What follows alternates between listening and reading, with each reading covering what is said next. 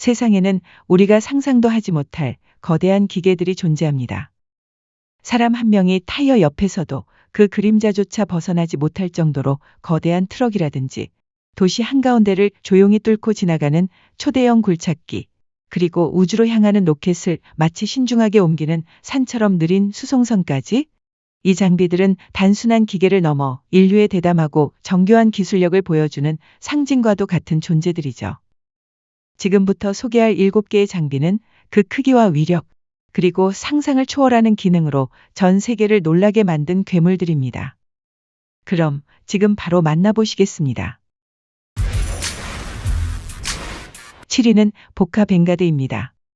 이 선박이 유명해진 계기는 바로 노르웨이 북서쪽 바다 수심 1300m에 설치된 초대형 해양 유전 아스타 한스틴 때문이었죠. 이 거대한 해양 플랫폼의 하부 구조물은 대한민국에서 제작되었는데요. 높이 200m에 폭 50m, 무게는 무려 46,000톤에 달합니다. 하지만 문제는 이 초대형 구조물을 한국에서 노르웨이까지 어떻게 옮기느냐였죠. 바로 여기서 등장한 것이 세계 최대 규모의 반잠수식 화물선 보카 벵가드입니다.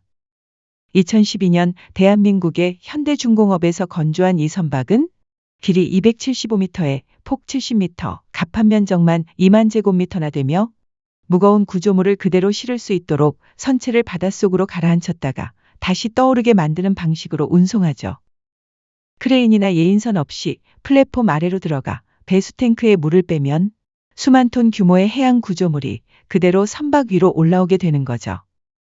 이 혁신적인 방식 덕분에 보카 벵가드는 거대한 해양 장비나 전함까지도 단번에 운송할 수 있습니다. 2018년 12월 보카 벵가드는 마침내 지정된 장소에 도착했고 5천만 리터의 물을 펌핑해 구조물을 떠받치며 석유 굴착 장비를 성공적으로 설치했습니다.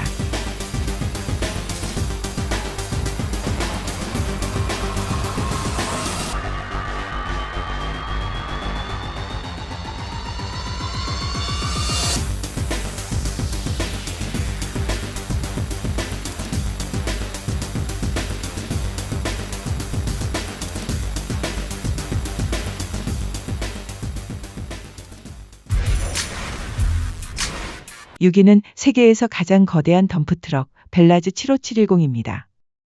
광산에서는 엄청난 양의 토사와 광물을 나르는 작업이 필수인데요. 일반 트럭으로는 엄두도 낼 수 없는 이 막대한 물량을 해결하기 위해 벨라루스의 국영기업 벨라즈가 이 괴물 트럭을 만들어냈죠.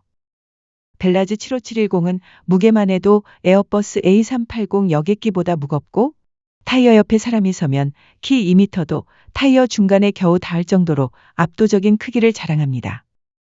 최대 적재 중량은 무려 450톤으로 이는 기존 세계 기록 보유 트럭보다 87톤이나 더 많고 일반 덤프 트럭과 비교하면 15배 이상의 물량을 한 번에 나를 수 있죠. 심장을 담당하는 엔진은 16기통 디젤 엔진이 무려 2개로 포뮬러 레이싱카보다 6배 강력한 출력을 자랑합니다. 하지만 그만큼 연료 소비도 많은데요. 100km를 주행하는데 약 1300리터의 디젤이 필요하죠. 다만 짐이 없을 때는 엔진 하나만 작동해 연료를 절약할 수 있도록 설계되어 있습니다. 최고 속도는 시속 64km에 10% 경사에서도 시속 40km로 움직이며 차량 높이는 무려 8.2m, 가격은 한화 약 100억 원에 달하죠. 그야말로 굴러다니는 산이라 불러도 손색이 없는 괴물입니다.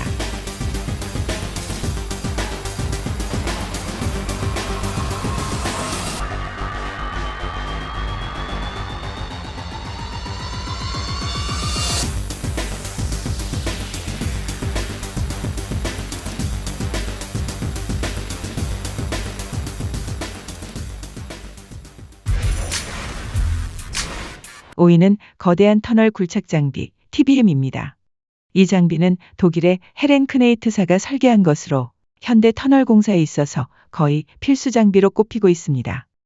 TBM은 거대한 원통형 구조를 가진 회전식 굴착기로 앞쪽에 장착된 커터헤드가 지반을 깎아내며 앞으로 전진하고 굴착 중 나온 암석이나 토사는 슬러리라는 배관을 통해 지상으로 운반되죠.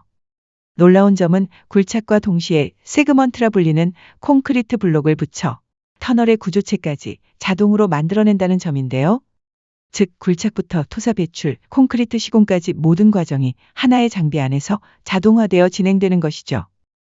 이러한 TBM 공법은 특히 도심지나 지반이 약한 지역에서 진가를 발휘하는데 폭약을 사용하는 기존의 발파 방식보다 소음과 진동이 훨씬 적고 분진 없이 토사를 배출할 수 있어 안전성과 환경성 모두에서 뛰어납니다. TBM 덕분에 우리는 복잡한 도시 한가운데에서도 지하철과 하수도, 고속철 터널 같은 대규모 지하 인프라를 조용하고 빠르게 뚫어낼 수 있게 된 것입니다.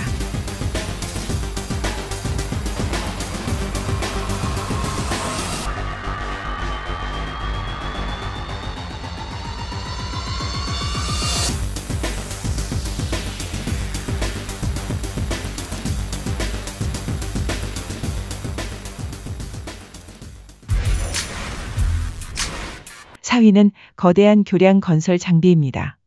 다리나 고가도로를 짓는 일은 엄청난 시간과 인력 그리고 수많은 장비가 필요한 고난도 작업입니다. 하지만 최근엔 혁신적인 기술 덕분에 이 과정이 훨씬 더 빨라지고 효율적으로 변하고 있는데요. 기존에는 거대한 크레인을 동원해 상판을 하나하나 들어 올리고 조립하는 방식이 일반적이었다면 이제는 그런 방식조차 과거의 기술로 불릴 만큼 변화가 찾아왔죠. 지금 보고 계신 장비는 크레인 없이 교량의 상판을 이동시키고 기둥과 기둥 사이에 블록처럼 하나씩 연결해 다리를 완성해 나갑니다. 특히 이 장비는 상판을 자체적으로 들어올려 운반하고 정확한 위치에 배치할 수 있어 사람이 해야 할 일은 용접이나 연결 작업처럼 최소한으로 줄어들죠. 덕분에 공사 기간은 획기적으로 단축하고 작업 인력도 효율적으로 운용할 수 있게 되었습니다. 무겁고 복잡한 구조물을 다루면서도 정밀한 작업을 가능케 하는 이 장비는 현대 교량 건설 현장에서 빠질 수 없는 핵심 기술입니다.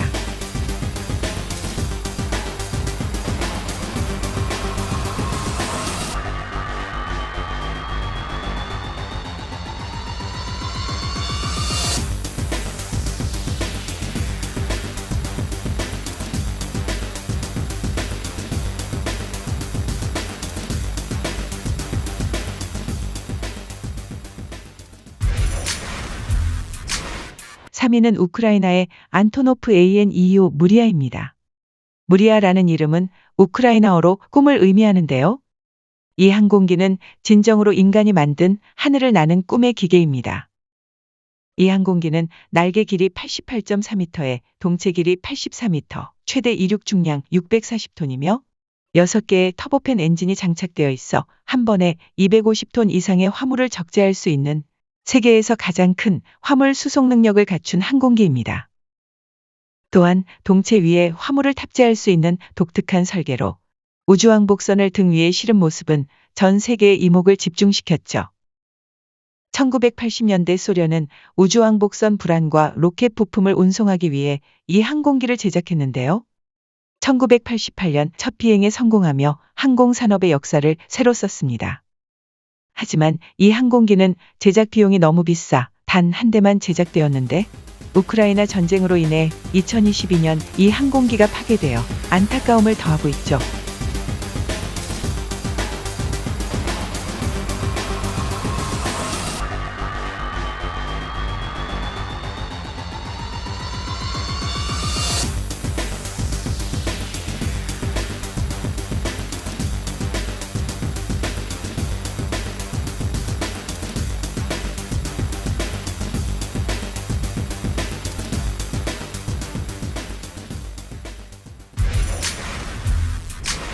(2위는) 우주를 향한 첫걸음을 실어 나르는 크롤러 수송선입니다. 초대형 로켓을 발사장까지 어떻게 옮길 수 있을까요? 바로 나사의 케네디 우주센터에서 사용 중인 이 거대한 이동 장비가 그 해답입니다. 크롤러 수송선은 폭 39m에 무게 2721톤에 달하는 초대형 차량인데요. 1966년 첫 임무를 시작한 이후 아폴로 계획부터 우주왕복선까지 역사적인 우주 발사체 대부분을 조립동에서 발사대까지 안전하게 운반해왔죠. 최고 속도는 시속 1.6km로 걷는 것보다 느릴 정도지만 대신 최대 8,000톤의 무게를 한 번에 실을 수 있는 압도적인 능력을 갖추고 있습니다. 이는 로켓과 이동식 발사대, 지지 장비까지 모두 실어 나를 수 있는 어마어마한 수치죠. 이 수송선은 2011년 우주왕복선 발사를 마지막으로 퇴역했지만 나사는 차세대 우주탐사 계획인 아르테미스 프로그램을 위해 크롤러 수송선을 다시 현역에 복귀시켰습니다. 앞으로도 이 거대한 수송선은 우주로 향하는 로켓을 계속해서 발사대로 옮길 예정이죠.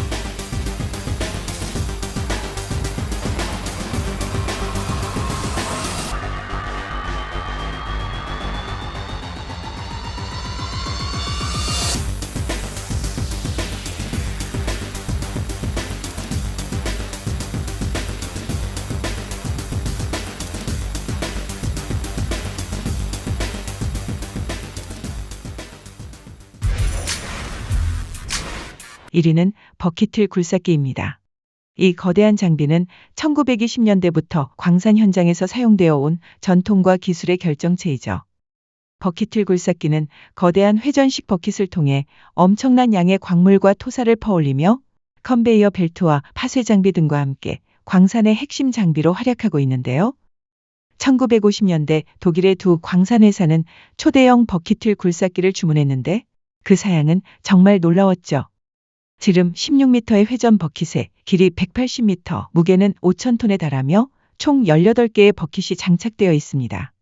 이 장비 하나로 하루에 최대 38만 톤의 자재를 이동시킬 수 있을 만큼 위력적이죠. 그리고 이보다 더 거대한 존재도 있는데 바로 1990년대 이후 제작된 백어 293 모델이죠. 높이 96m에 길이 225m, 무게는 무려 14,200톤으로 기네스북에 세계에서 가장 큰 육상 이동 기계로 등재되어 있습니다. 이 괴물 같은 장비를 움직이기 위해서는 16.5메가와트, 즉 일반 승용차 1650대를 동시에 돌릴 수 있는 전기가 필요하죠. 속도는 시속 0.5km 정도지만 독창적으로 설계된 무게 배분 덕분에 기계는 지면에 깊숙이 흔적을 남기지 않고 안정적으로 움직일 수 있습니다.